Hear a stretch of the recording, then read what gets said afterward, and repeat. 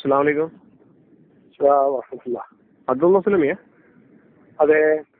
ഇത് കണ്ണൂരിൽ നിന്നാണ്. അബ്ദുൽ ലത്തീഫ് എന്ന് പറയും. പിന്നെ ഞാന് നമ്മളെ സൗദിയിലുണ്ടായിരുന്നു. അപ്പൊ അങ്ങനെ പരിചയമുള്ള മൂപ്പരെ മുഹമ്മദിനെ കയറ്റി പരിചയമുണ്ട്. എല്ലാവരുമായിട്ടും പരിചയമുണ്ട്. സലഫി അത്ര മസലൊക്കെ ആയിട്ടേ. ഞാൻ കണ്ണൂർ ഇരിട്ടി എന്ന് പറയും. ഇരിട്ടി. അതെ. അപ്പോ ഇല്ല, കണ്ണൂരിലൊക്കെ മൊത്തത്തിലേ ഗ്രൂപ്പിലുള്ള പ്രശ്നങ്ങളും വിഷയങ്ങളൊക്കെയാണ് ഇപ്പോഴും മൊത്തത്തിലേ. അപ്പൊ നമ്മളെ നിഷ്പക്ഷമായിട്ട് എങ്ങനെ, കാരണം ഇപ്പൊ എല്ലാവരുടെ സാന്നിധ്യവും സംഘടനയുമാണല്ലോ. ആയാലും സലഫി ആയാലും എത്ര മസലഫി ആയാലും. അപ്പൊ എത്ര മസലഫി നമ്മൾ വ്യക്തിപരമായ ഒരുപാട് ബന്ധമല്ല. നമ്മൾ മദീനത്ത് ഇസ്ലാമിക് സെന്ററിലൊക്കെ വരുന്നതൊക്കെ ബന്ധവും കാര്യം സഹകരണവും കാര്യങ്ങളൊക്കെ ഉള്ളതാ. പ്രത്യേകിച്ച് നമ്മളെ ഇടവണ്ണ കോളേജിന്റെ മറ്റേ ഇതുണ്ടായിരുന്നല്ലോ, സ്ഥലമെടുപ്പും പരിപാടിയൊക്കെ ആയിട്ട് നല്ല സഹകരണവും കാര്യങ്ങളൊക്കെ ഉണ്ടായിരുന്നു എല്ലാ ഭാഗത്തുനിന്ന്. അപ്പൊ ഇങ്ങനെ അവിടുന്ന് കുറെ സെലഫിനെ പറ്റിയുള്ള ചില പ്രചരണങ്ങള്, അതെന്താണ് അതിന് വസ്തുത? അപ്പൊ ഞാൻ പറഞ്ഞത് അങ്ങനെ ഇപ്പൊ പറയാൻ പറ്റൂല അതിന്റെ വിഷയങ്ങളെ. അപ്പൊ അത് അബ്ദുൽ മുസ്ലിമിനോട് ചോദിച്ചാൽ അറിയാം. ഞാൻ ആരാ, അത് എനിക്ക് ഇത്ര അറിയൂല. അറിയില്ല. വല്ലപ്പോഴും സംഭവത്തിൽ നിങ്ങളെ ശ്രദ്ധിച്ചിട്ടുണ്ടായിരുന്നു അങ്ങനെ പറഞ്ഞിങ്ങനെ. അതെന്താ നിങ്ങളെ എന്താ വിഷയമുള്ള പറഞ്ഞാണ്? എന്താ വിഷയമുള്ളത്?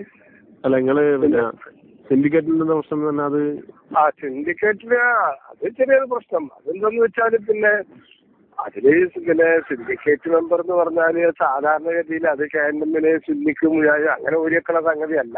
അതല്ലേ? അല്ലല്ലോ. അതിപ്പോ സാധാരണഗതിയില് പിന്നെ നോമിനേഷൻ സിൻഡിക്കേറ്റ് വരികയാണെങ്കിൽ ഭരിക്കണ കക്ഷി അവർക്കുള്ള മുൻതൂക്കം ഉണ്ടാവും. അത്രേ ഉള്ളൂ. അതിലിപ്പോ പ്രാവശ്യം മുസ്ലിം ലീഗിന്റെ കയ്യിലായതുകൊണ്ട് പിന്നെ ലീഗിന് മുൻതൂക്കമുള്ള ഒരു സിൻഡിക്കേറ്റാണ് വരിക. യുഡിഎഫിന് മുൻതൂക്കമുള്ള യുഡിഎഫിന്റെ മാത്രമായ ഒരു സിൻഡിക്കേറ്റാണ് വരേണ്ടത്. അപ്പൊ അതിൽ ലീഗിന്റെ പ്രതിനിധികൾ ഉണ്ടാകും. അപ്പോ പിന്നെ സ്വാഭാവികമായിട്ടും ഞാൻ മുസ്ലിം ലീഗിൽ എത്രയോ വർഷങ്ങളായിട്ട് മുസ്ലിം ലീഗിന്റെ ഒരു ഔദ്യോഗികമായിട്ട് പ്രവർത്തിക്കുന്ന ആൾ തന്നെയാണ്. പിന്നെ ഞാൻ മുസ്ലിം ലീഗിന്റെ മംഗള നിയോജക മണ്ഡലം മുസ്ലിം ലീഗിന്റെ വൈസ് പ്രസിഡന്റുമാണ്. ജില്ലാ കൗൺസിലൊക്കെ ഉള്ള ആളാണ്. അപ്പൊ അതെനിക്ക് ഞാന് പിന്നെ ഒരു സമയം ഞാൻ കോളേജിലെ അധ്യാപകനായിരുന്നു, പ്രൊഫസറായിട്ടും പ്രിൻസിപ്പളായിട്ടൊക്കെ റിട്ടയർ ചെയ്ത ആളാണ്. അപ്പൊ അതെനിക്ക് പിന്നെ ഇന്ത്യൻ സാധ്യതയെ പറ്റി ഞാൻ അന്വേഷിച്ചു. അതിനായിക്കോട്ടെ അപ്ലിക്കേഷൻ കൊടുക്കാൻ പറഞ്ഞു, കൊടുത്തു. അങ്ങനെ പാർട്ടി ഔദ്യോഗികമായിട്ട് പിന്നെ നമ്മുടെ പ്രതിനിധിയായിട്ട് എന്നെ അവര് സെലക്ട് ചെയ്തു. സെലക്ട് ചെയ്ത് പിന്നെ പാർട്ടി അറിയുമ്പോ ഹൈദരലി ശിഹാബും മജീദൊക്കെ അറിയോ? അതെ, ഞാൻ ആദ്യമായിട്ട് അപ്ലിക്കേഷൻ കൊടുത്തത് കുഞ്ഞാലിക്കുട്ടി പിന്നെ ഞങ്ങൾക്കാണ്. പിന്നെ അബ്ദുറബിനാണ്, മന്ത്രിക്കാണ്. മന്ത്രി ഓഫീസിലാണ് പോകേണ്ടത്. അബ്ദുറബിന് കൊടുത്തു. അബ്ദുറബ് പരിഗണിക്കാന്ന് പറഞ്ഞു. അങ്ങനെ പരിഗണിച്ചു എന്നോട് പറഞ്ഞു. പിന്നെ ഞാൻ മജീദ് സാഹിബിന് ഞാൻ എന്റെ കോപ്പി കൊടുത്തു. മജീദ് സാഹിബ് അബ്ദുറബിനോട് പറഞ്ഞു. പിന്നെ അബ്ദുറബിനോട് ഞാൻ കണ്ടപ്പോ അബ്ദുറബ് പറഞ്ഞു, മജീദ് സാഹിബും തന്നിട്ടുണ്ട്, നമ്മൾ പരിഗണിക്കാം എന്ന് പറഞ്ഞു. അങ്ങനെ ഞാൻ കുഞ്ഞാലിക്കുട്ടി സാഹിബിന് അതിന്റെ കോപ്പി കൊടുത്തു. ഹൈദരലി തങ്ങൾക്ക് കോപ്പി കൊടുത്തു. ബഷീർ അലി തങ്ങളെ പിന്നെ റെക്കമെൻഡ് ഉണ്ടായിരുന്നു. അതുപോലെ ടി അഹമ്മദ് കബീറിന്റെ റെക്കമെൻഡ് ഉണ്ടായിരുന്നു. അങ്ങനെ അർത്ഥത്തിലും പൂർത്തിയാക്കിയിട്ടാണ് എന്റെ പേര് അതിനകത്ത് വന്നത്. പക്ഷെ പിന്നെ അതിന് ശേഷം കണ്ടിരിക്കുന്ന അബ്ദുറഹ്മാൻ അനുജൻ ആണ് ചെന്നിട്ട് ഒരു അപ്പൊ ഏറ്റി അവരോട് പറഞ്ഞിരിക്കണേ, ഞങ്ങൾക്ക് കേന്ദ്രം ഏറ്റി അധികാരങ്ങളിൽ പറഞ്ഞു ഇങ്ങനെ നമ്മള് കേന്ദ്രമിന്റെ പ്രതി അതിന് ഭാഗത്ത് വേണമെന്ന്. അതെ, അല്ല കേന്ദ്രമിന്റെ പ്രതിനിധിയല്ലേ ആണ്. അപ്പൊ മൊത്തത്തില് കേന്ദ്രമിന്റെ പ്രതിനിധിയായിട്ട് ഒരാളെ ചോദിക്കലില്ല, സാധാരണ കിട്ടലുമില്ല. അങ്ങനെയാണ് ഈ കഴിഞ്ഞ സിൻഡിക്കേറ്റ് പ്രതിനിധിയായിട്ടും മാത്രമല്ല മുസ്ലിം ലീഗിൽ നിങ്ങളൊരു മുൻഗണന കൊടുക്കുന്ന നിങ്ങളല്ല അവകാശിയാവുമല്ലോ. അങ്ങനെ ഏറ്റി പറഞ്ഞപ്പോ അബ്ദുൾ റബ്ബും മജീദ് സാഹിബും ഒക്കെ പറഞ്ഞിരിക്കുന്ന അബ്ദുള്ളനെയാണ് പാർട്ടി പരിഗണിച്ചത്, അബ്ദുൽ പറഞ്ഞു. അപ്പൊ ഏറ്റി ആദ്യത്തെ ദിവസം പിന്നെ അത് ആ റമദാനിൽ ഒരു ഇഫ്താർ മീറ്റ് ഉണ്ടായി, തങ്ങൾ നടത്തിയ ആ ഇഫ്താർ മീറ്റിൽ വെച്ച് പറഞ്ഞപ്പോ പിന്നെ അബ്ദുള്ള ഉണ്ട് എന്ന് പറഞ്ഞപ്പോ ഏറ്റി പറഞ്ഞു അത്രേ. ഞാൻ കേട്ടിട്ടില്ല, കേട്ട ഒരാൾ എന്നോട് പറഞ്ഞ ആള് പറഞ്ഞാണ്. അല്ല അബ്ദുള്ളായാലും വേണ്ടില്ല അബ്ദുറഹ്മാനായാലും വേണ്ടില്ല, നമുക്ക് ഞങ്ങളൊരു പ്രതിനിധി വേണമെന്നേ ഞാൻ പറഞ്ഞിട്ടുള്ളൂ എന്ന് പറഞ്ഞ് ഏറ്റി ഒഴിവായിക്കണേ. ആ വിവരം അബ്ദുറഹ്മാൻ അറിഞ്ഞല്ലോ, ഏറ്റി ഇങ്ങനെ പറഞ്ഞു എന്നുള്ളത്. അപ്പൊ പിന്നെ അതിന്റെ പിറ്റേന്നാണ് പിന്നെ അവര് കളി തുടങ്ങുന്നത്. ഞാൻ ഇത് അറിഞ്ഞതിന് ശേഷം പിന്നെ യഥാർത്ഥത്തിൽ സാമാന്യ മര്യാദ അനുസരിച്ച് പിന്നെ മുന്നോട്ട് പോകാൻ പാടില്ല. ഞാൻ എന്ന് പറഞ്ഞാല് ഞാൻ ഓന്റെ എന്നെക്കാളെ 10 വയസ്സ് താഴെ അനുജന ഓണ്ട് പറഞ്ഞാലും ഞാൻ മുന്നോട്ട് പോകില്ല. പക്ഷേ 8-9 വയസ്സ് താഴെയുള്ള അനുജനാണ്. അപ്പോ പിന്നെ സാധാരണഗതിയിൽ പിന്നെ മുന്നോട്ട് പോകാൻ പാടില്ലായിരുന്നു. പക്ഷെ എന്ത് ചെയ്തു, വീണ്ടും പിന്നെ കരുവള്ളിനെ കൂട്ടിക്കൊണ്ടുപോയി ഹൈദരലി അങ്ങനെ എടുത്ത് പോയി പറഞ്ഞ് അങ്ങനെയൊക്കെ ഇതൊക്കെ പിന്നെ ഒരുപാട് പ്രശ്നം ഉണ്ടാക്കിയത്.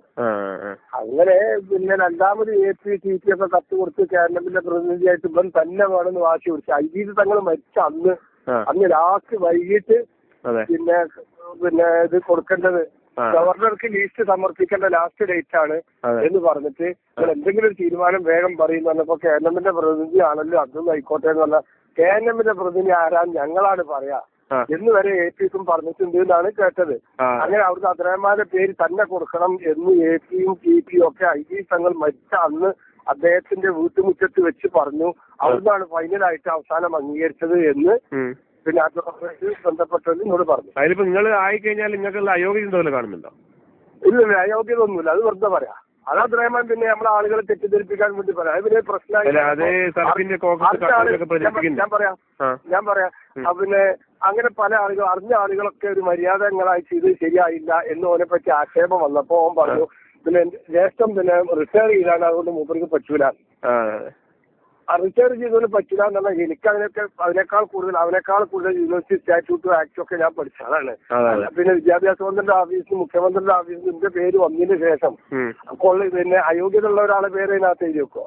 അത് മാത്രമല്ല റിട്ടയർ ചെയ്ത ആളെ പറ്റില്ല എന്ന് പറഞ്ഞാൽ ശരിയല്ല. ഞാൻ റിട്ടയർ ചെയ്യുന്നതിന് മുമ്പ് റിട്ടയർ ചെയ്ത ആളാണ് RS പണിക്കര്.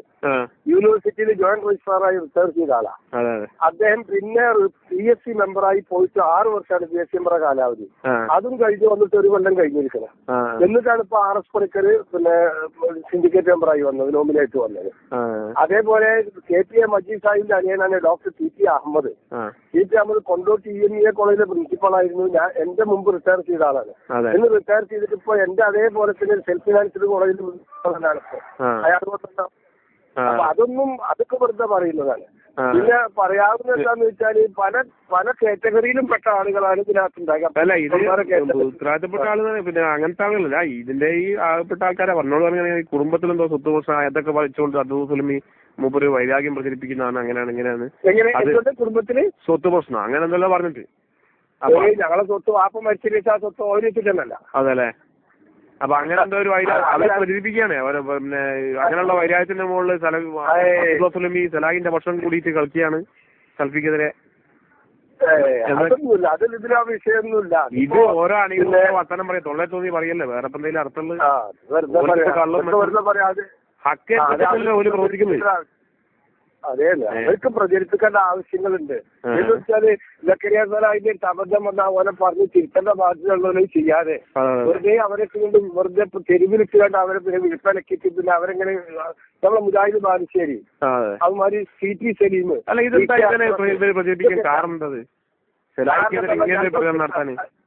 അത് കാരണം എന്ന് വെച്ചാല് ഞങ്ങൾക്ക് തന്നെ അധികാരത്തിൽ തുടരണം. കേരളം എന്ന് പറഞ്ഞാൽ പണ്ടത്തെ മാതിരി ഒരു ദൈവ സംഘടന എന്ന് പറയുന്ന പാർട്ടി മാത്രമല്ല, കോടിക്കണക്കിന് ഉൾക്കാരുടെ സ്വത്തും സ്ഥാപനങ്ങളും ജനങ്ങളുടെ ഇടയിലും രാഷ്ട്രീയക്കാരുടെ ഇടയിലും സ്വാധീനമുള്ള ഒരു പാർട്ടിയായി മാറിയിട്ടുണ്ട്. ആ നിലക്ക് അതിന്റെ പിന്നെ ആ അധികാരത്തിന്റെ പിന്നെ എന്താ പറയാ അധികാരം അനുഭവിച്ചവർക്ക് അതിന് മാറിക്കൂടാ എന്ന് തന്നെ. പിന്നെ ഏറ്റവും നമ്മൾ വിചാരിച്ചതിനേക്കാളൊക്കെ വളരെ മോശമാണ് ആ കാര്യത്തില്. ഇവിടെ ഈ കഴിഞ്ഞ ജില്ലാ തെരഞ്ഞെടുപ്പ് ഞങ്ങൾ മലപ്പുറം ഈസ്റ്റ് ജില്ലയിൽ തെരഞ്ഞെടുപ്പ് ഉണ്ടായപ്പോ അതിന്റെ തലേ ദിവസം അല്ലെങ്കിൽ തലക്കലേ ദിവസം പല ആൾക്കാരെയും വിളിച്ചിട്ട് മൂപ്പര് സ്വാധീനിച്ചിട്ടുണ്ട്. അതല്ലേ? ചെയ്തിട്ടുണ്ട്. അപ്പൊ അതൊക്കെ നമുക്ക് അറിയാവുന്ന അവരൊക്കെ ഒരു ഇപ്പുള്ള ഭരണത്തിലുള്ള ആളുകളൊക്കെ കൂടി ഒരു കമ്പനി ഞങ്ങൾക്കറിയാം. Doctor Muhammad, doctor professor Abdu ഓലെ ശാഖയിൽ വരെ 15-20 അംഗങ്ങളുള്ള ഓലെ ശാഖയിൽ ഓലെ പിന്നെ എക്സിക്യൂട്ടീവിൽ കൊടുത്തിട്ടില്ല. കൊട്ടാത്തവർ കുത്തിയതാ. പ്രൊഫസർ മുഹമ്മദിനെ അങ്ങനെ മാറ്റി നിർത്തി. അങ്ങനെ ശാഖയിൽ വന്നില്ല, മണ്ഡലത്തിൽ വന്നില്ല, ജില്ലയിൽ വന്നില്ല. സംസ്ഥാനം വന്നപ്പോ പിന്നെ APക്ക് 4 ആളെ നോമിനേറ്റ് ചെയ്യാൻ അധികാരമുണ്ട്. അതിൽ ഡോക്ടർ മുഹമ്മദ് നോമിനേറ്റ് ചെയ്ത് സംസ്ഥാന സെക്രട്ടറി ആക്കി കഴിഞ്ഞ ടൈമില്. ഈ പ്രാവശ്യം നോക്കി പ്രൊഫസർ അബ്ദു പോലെ മുഖ്യ തെരഞ്ഞെടുപ്പ് ഉദ്യോഗസ്ഥനാണ്, ഭരണാധികാരിയാണ്, സംസ്ഥാന സെക്രട്ടറിയാണ്, മറ്റേ സംഘടനാ വകുപ്പ് സെക്രട്ടറിയാണ്. പക്ഷെ ആടെ ഷാജിലാൽ വന്നിട്ടോ നോക്കി. ആടെ ഷാജിലാൽ ഭാരവാഹി. ഞാൻ മദീനത്തായിരുന്നു മുമ്പേ, മദീന അവിടെ. അപ്പൊ അവിടെ പിന്നെ അഷ്റഫ് മൗലിയായിട്ട് ബന്ധപ്പെട്ടിട്ട് അത്രമാസലി നിങ്ങളെ പിന്നെ ഉപ്പക്കോ സൈഫിന്റെ മോൻ എന്തോ സുഖമില്ലാണ്ട് എന്തോ ക്യാൻസർ ആണ്, കാലാകാലമായിട്ട് എന്തോ വിഷമങ്ങളായിരുന്നു, ഒരു ഫണ്ടിന് വേണ്ടി അപേക്ഷിച്ചിട്ട് അങ്ങനെ ഫണ്ട് കിട്ടി സൗദി ഗവൺമെന്റ് നിന്ന്. അതില് അത് മറ്റേ ഡോക്ടർ അഷ്റഫ് മൗലിയെ ശുപാർശ ചെയ്തു. അങ്ങനെ മിസ്റ്റേക്ക് ഉണ്ടായിട്ട് പൈസ അത്രമാസം തിരിച്ചു കൊടുത്തു എന്നൊക്കെ പറയുന്ന കാര്യം ശരി, എന്താ അത്? അങ്ങനെ ഒരു കത്ത് ഒരു 1.5 കൊല്ലം മുമ്പ് ഞാനും കണ്ടിരുന്നു.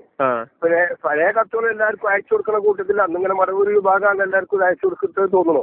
ആ കൂട്ടത്തില് എനിക്കും കിട്ടേണ്ടതാണ്, പക്ഷെ എനിക്ക് കിട്ടിയില്ല. എന്നോട് ഒരാൾ പറഞ്ഞു ഇങ്ങനെ ഒരു കത്തുണ്ടല്ലോ എന്ന് പറഞ്ഞു. ഞാൻ കണ്ടിട്ടില്ല എന്ന് പറഞ്ഞു. അങ്ങനെ അയാൾ എനിക്ക് കത്ത് കാണിച്ചു. ഞാൻ ഒറ്റ വായന വായിച്ച് ഞാൻ തന്നെ തിരിച്ചു കൊടുത്തു. പിന്നെ അതാണ് മറന്നുപോയിരുന്നു. പിന്നെ ഞാൻ ഇവിടെ ശ്രദ്ധിച്ചിട്ടില്ല. അത് കത്തിന് പറയുന്നത് ഇപ്പൊ എന്റെ കോപ്പി എനിക്ക് മടവൂർ വിഭാഗത്തിന് ആളുകൾ അതിന്റെ കോപ്പി തന്നു. അതിലുള്ള പറഞ്ഞു പിന്നെ അബ്ദുറഹ്മാൻ സലഫി വാപ്പാക്കും വാപ്പയും മകനും, പിന്നെ വാപ്പാന്റെ ഓന്റെ ഒക്കെ വാപ്പൊന്നും തന്നെയല്ലേ, പിന്നെ മകനും ഓന്റെ മകനാണ്. പിന്നെ ക്യാൻസർ പിടിച്ചാണ് മരിച്ചത്. അതിന്റെ പേരിൽ പിന്നെ ഒരുപാട് പിന്നെ വലിയ സംഖ്യ ബാധ്യത കടമായിട്ടുണ്ട്. അപ്പൊ അതുകൊണ്ട് പിന്നെ അയാളെ സഹായിക്കാൻ കത്ത്.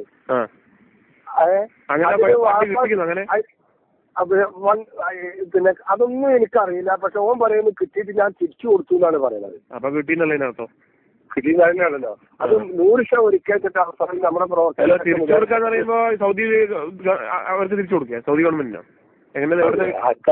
ആർക്കറിയാം. അതല്ലേ അതൊക്കെ പറഞ്ഞിരിക്കേണ്ടതാണ്. സക്കാത്ത് ഫണ്ടിൽ നിന്ന് പിന്നെ എവിടെ സക്കാത്ത് ഫണ്ടിൽ നിന്ന് പൈസ വാങ്ങിയിട്ട് തിരിച്ചു കൊടുക്കുക എന്ന് പറഞ്ഞാല് അത് സാധാരണ രീതിയിൽ സംഭവിക്കാത്തൊരു സംഗതിയല്ലേ. അപ്പോ എനിക്ക് തോന്നുന്നത് അതൊക്കെ പറഞ്ഞ പോലെ തന്നെ 100% എന്നിട്ട് നമ്മുടെ പ്രവർത്തകരായിട്ട് എന്തൊക്കെ ഒരു വിഷയം ഉണ്ടായപ്പോ മുജാഹിദ് സെന്റർ CD ടവറിൽ വെച്ച് ചർച്ച ഉണ്ടായിരുന്നു. അതെന്തോ വേറെന്തോ ഒരു വിഷയത്തെ പറ്റിയുള്ള ചർച്ചയാണ്. അന്ന് ഈ വിഷയം ചർച്ച വന്നപ്പോ 100% മദ്യം മറന്നു കൊടുത്തത്. അതിപ്പോ ഒരു സ്വന്തം പിന്നെ ഒരു എന്താ പറയാ അയാൾ വ്യക്തിപരമായ ഒരു കാര്യമാണല്ലോ. അതാൾ വാങ്ങി തിരിച്ചു കൊടുത്തിരിക്കണം, നിങ്ങളത് വെറുതെ പ്രചരിപ്പിക്കണ്ട എന്ന് പറഞ്ഞു അത്രേ. അല്ല ഇങ്ങനെ ആകുമ്പോ ഈ ശാലയൊക്കെ നേതൃത്വത്തിൽ വന്നു കഴിഞ്ഞാൽ പ്രശ്നങ്ങളല്ലേ? സംഘടനയിൽ ഇപ്പം പല പ്രശ്നങ്ങൾ ഉണ്ടാവില്ലേ? പിന്നിപ്പം കുഴപ്പമൊക്കെ ഉണ്ടാവില്ലേ? ഉറപ്പാണ് അല്ലേ? സംശയമൊന്നുമില്ല. അല്ല വേറെ ഇപ്പൊ യോഗ്യരായിട്ടുള്ള ആൾക്കാരും വേണമല്ലോ, സംഘടനാപരമായിട്ട് യോഗ്യരായിട്ടുള്ള ആൾക്കാരും വേണം. എല്ലാം പ്രശ്നങ്ങൾ തന്നെയാണ്, ഒക്കെ പ്രശ്നങ്ങൾ തന്നെയാണ്. പക്ഷെ ദുരുദ്ദേശപൂർവ്വം ആളുകൾ ഓരോരോ കാര്യങ്ങൾ ചെയ്യാന്ന് ഇടപെട്ട പോലെ മറ്റേ മുഹമ്മദ് മദീന്റെ എന്തിനു മാറ്റി അന്ന് അങ്ങനെ പ്രശ്നം ഉണ്ടായിരുന്നില്ല. നമ്മൾ മദീനത്തുള്ള സമയത്താണ് സംഭവം. മാറ്റാം. ഇപ്പൊ പിന്നെ അബ്ദുറഹ്മാനാണ് എന്റെ അവിടുത്തെ മുദീർ. പിന്നെ ജാമ്യന്റെ ഏറെക്കുറേന്റെ കാര്യങ്ങളെല്ലാം നോക്കൽ അവനാണ്. അതിപ്പോ ഒരു APന് വലിയൊരു സുഖം ഉണ്ടായി ഇതിന് മുമ്പ്. APയും അബ്ദുറഹ്മാനും തന്നെ ഒരു തമ്മിൽ എന്തൊക്കെ ചെറിയ സ്വാരസ്യങ്ങൾ ഉണ്ടായിരുന്നു മുമ്പ്.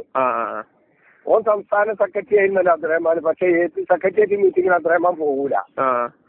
അപ്പൊ പിന്നെ ജാമ്യന്റെ മീറ്റിങ്ങോ കാര്യങ്ങളോ എന്ത് കാര്യങ്ങൾ പറഞ്ഞാൽ AP അതിന് സഹകരിക്കലില്ല. ഹലോ അത് ഓൻ തരും നടത്തട്ടെ എന്നുള്ള നിലക്കായിരുന്നു. AP മാറി നിൽക്കും, ഇവിടെ അബ്ദുറഹ്മാനും മാറി നിൽക്കും. അങ്ങനെ കുറച്ചേരം ഉണ്ടായിക്കണ്. അതൊക്കെ ഒരു സ്വകാര്യം ഉള്ളിലുള്ളതാണ്. അത് നമുക്ക് തെളിയിക്കാൻ കഴിയുന്ന സംഗതി ആയിട്ടല്ല. പക്ഷെ എനിക്കറിയാവുന്ന ഒരു വസ്തുതയാണ്. അല്ല ഞാൻ പറഞ്ഞത്. അപ്പൊ അബ്ദുറഹ്മാനാണ് അതിന്റെ അവിടുത്തെ എല്ലാം മുതിയത്. അപ്പൊ അവന് ഇഷ്ടമില്ലെങ്കിൽ പിന്നെ ഇഷ്ടമില്ലാത്ത ആളുകൾ അവിടുന്ന് പോകേണ്ടി വരുന്നുള്ള ഒരു ഉറപ്പാണ്. ഇപ്പൊ ഷമീർ മദീനി മദീന യൂണിവേഴ്സിറ്റിയിൽ പഠിച്ചു വന്ന ആളാണ്. ഷമീർ മദീനി, ഹംസ മദീനി, അബൂബക്കർ സലഫി, ഈ 3 ആളോട് അധ്യാപകന്മാരായിരുന്നു. അവരെ പിന്നെ കുറച്ചധികം വിവരവും വിദ്യാഭ്യാസമൊക്കെ പിന്നെ അറിവും കാര്യങ്ങളൊക്കെ ഉള്ള ആളുകൾ എന്ന നിലക്ക് പിന്നെ ബാക്കിയുള്ള അധ്യാപകന്മാർക്ക് 4000-5000 ശമ്പളം ഉള്ളപ്പോഴും ഇവർക്ക് 10000 രൂപ ശമ്പളം കൊടുത്തിട്ട് അവരെ നിർത്തിയതാ. ആ ആളുകളെ അവരവിടുന്ന് പുറത്താക്കിയില്ല. അബ്ദുറഹ്മാൻ പുറത്താക്കിയല്ലോ 3 ആളെ. ഷമീർ മദീനി അവിടെ ഇല്ല, ഹംസ മദീനി അവിടെ ഇല്ല, അബൂബക്കർ സലഫി ഇല്ല. അപ്പൊ അത് നല്ല ആളുകളല്ലേ, കഴിവുള്ള ആൾക്കാരല്ലേ? അതെ. പക്ഷെ കഴിവുണ്ടായിട്ട് കാര്യമില്ലല്ലോ. നമ്മള് പറയുന്നത് മൂളാഞ്ഞാ പറ്റൂല. എന്താ കാരണം മാറ്റാൻ കാരണം? അതിപ്പോ എന്തൊക്കെ കാരണങ്ങളാ. ഇപ്പൊ ഒരു സ്ഥാപനത്തിൽ ഒരാളെ പുറത്താക്കണേ പല ന്യായങ്ങളും പറഞ്ഞുണ്ടാക്കാനോ കാരണങ്ങൾ ഉണ്ടാക്കിക്കൂടെ. അപ്പൊ അങ്ങനെ കേന്ദ്രത്തിൽ പരാതിപ്പെട്ടാൽ ശരിയാവില്ല. ഇവര് പരാതിപ്പെട്ടിട്ടില്ല. പരാതി എന്നൊക്കെ പറഞ്ഞാലേ അതൊക്കെ ഇപ്പൊ APT ഓലൊക്കെ ഇപ്പൊ കുറെ കാലങ്ങളായിട്ട് ആ സ്ഥാനത്തും ആ സംഘടനയും ഭരിക്കുന്ന ആളുകളാവുമ്പോ അവരൊക്കെ ഒന്ന് ശരിയായ ചോദ്യങ്ങൾക്കൊരു മറുപടി പോലും നടത്തില്ല. അപ്പൊ ഞാൻ സംസ്ഥാന കൗൺസിലറാണ് എത്രയോ വർഷങ്ങളായിട്ട്. ആ സംഘടന പിളരുന്ന സമയത്ത് എക്സിക്യൂട്ടീവിലുള്ള ഒരാളാണ് ഞാൻ.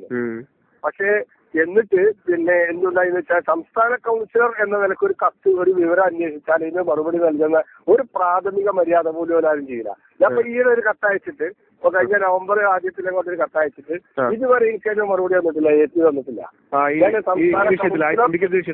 ഈ വിഷയത്തിൽ തന്നെ ആ CD റെക്കോർഡ് ചെയ്തത് എന്തിനാണ്, അത് ആരാണ് നിർദ്ദേശിച്ചത്, അതിനൊരു അത് പണ്ടാരും നീലപുസ്തകം മറ്റൊരു ഇറക്കിങ്ങാണ്ട് പ്രശ്നം ഉണ്ടാക്കിയ പോലെ പിന്നെ ഉള്ളതല്ലേ എന്നൊക്കെ ഞാൻ ചോദിച്ചുകൊണ്ടാണ്.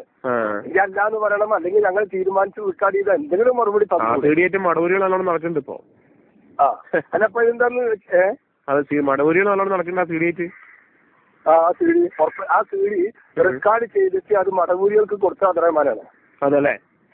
ആ അത് പി ടി വീരാൻകുട്ടി സുല്ലമി എന്നോട് പറഞ്ഞു.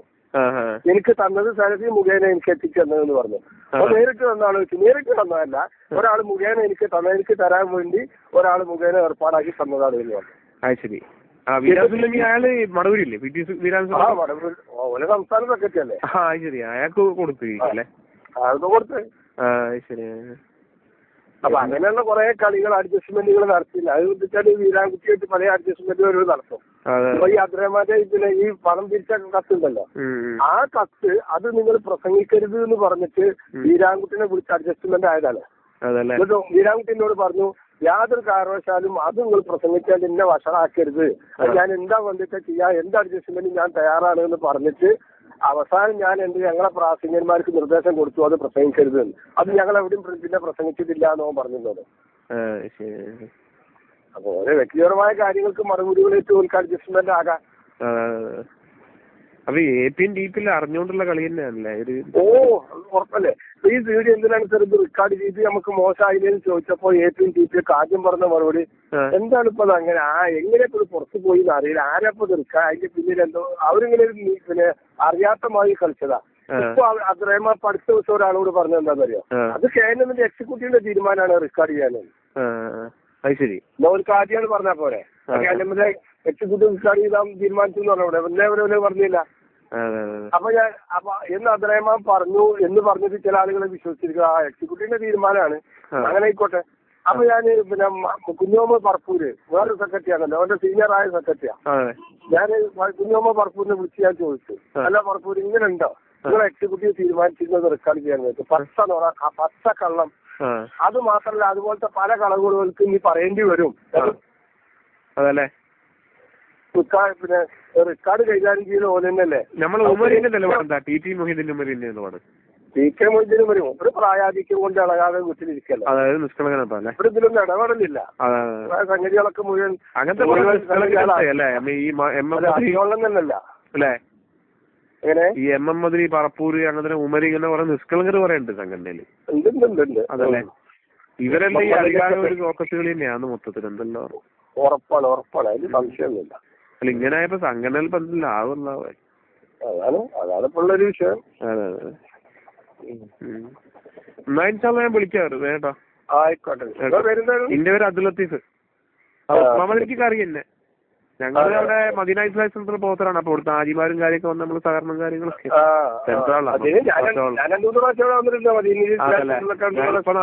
ഒരു 3 കൊല്ലായിട്ട്. നമ്മളെ അബൂല മറ്റേ താടി എന്റെ പങ്കട. അതെ.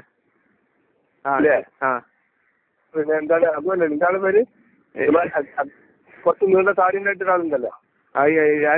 മദീന ഇസ്ലാമിക് സെന്ററിലെ മദീനയിലെ ഇയാള് നമ്മുടെ അമീതാക്ക തിരുവനന്തപുരമുള്ള. അല്ല ഞങ്ങള് മംഗളക്കാരനൊരാളുണ്ട്. മംഗളക്കാരന് ഭാരവാഹിയാണോ എന്ന് എനിക്കറിയില്ല. അവിടെ എന്റെ പ്രവർത്തകനെ വെച്ച് നമ്മളൊരാളാണ്. അതല്ലേ? എനിക്കവിടെ അറിയാം. നമ്മളെ അഷ്റഫ് ഡോക്ടറൊക്കെ എനിക്കല്ല ക്ലാസ് ആയതുകൊണ്ടേ ഒരുവിധ ആൾക്കാരൊക്കെ താമസമാണ്. നമ്മളിവിടെ ഫീസ് അല്ല അവിടെ. മുപ്പത് ഭയങ്കര അക്കാര്യത്തിലേ നല്ല സാറാണ്. മുപ്പത് ക്ലാസ്സും പരിപാടി. പിന്നെ ബ്ലാസ്റ്റൂർ അവിടെയൊക്കെ നമ്മളെ പിന്നെ ഇതല്ലേ ഇതൊക്കെ എനിക്കറിയാം. നമ്മളെ മഹമ്മൂദ് ഒരു പിന്നെ ഒരു മുജീബുള്ള. അതെ അൻസാരി. അറിയാം നമ്മളെ അതല്ലേ? നമ്മളെ കണ്ണൂരിലെല്ലാം കൂടി ഇപ്പം ഇസാഖലി കല്ലിക്കണ്ടിണ്ടല്ലോ. ഇസാഖലി കല്ലിക്കണ്ടി മൂപ്പരെ കൂട്ടി പിടിച്ചിട്ടാണ് ബഷീർ ഡോക്ടർ എല്ലാം കൂടി